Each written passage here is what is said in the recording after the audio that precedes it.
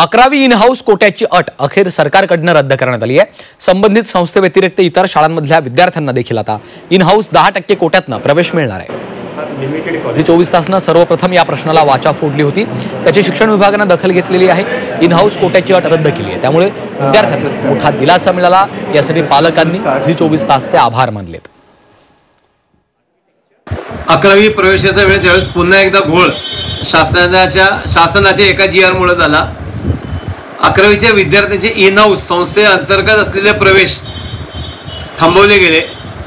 पालक व्यथित झाले होते, विद्यार्थी तर अक्षरशः रडत होते, कारण प्रवेशाची शेवटची तारीख ही 3 तारीख आणि 4 तारीख होती। अनेक पालकांनी जवळजवळ 40,000 विद्यार्थी याच्यामुळे इम्पॅक्ट होत होते।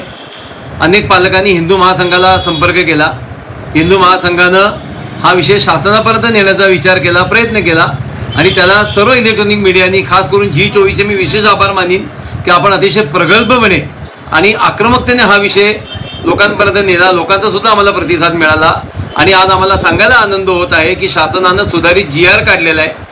आमची कामं झालेली आहेत। पालक आणि विद्यार्थी आज 4 दिवसानंतर सुखाने झोपू शकतील असं आम्हाला वाटतं। झी 24ला पुन्हा एकदा धन्यवाद।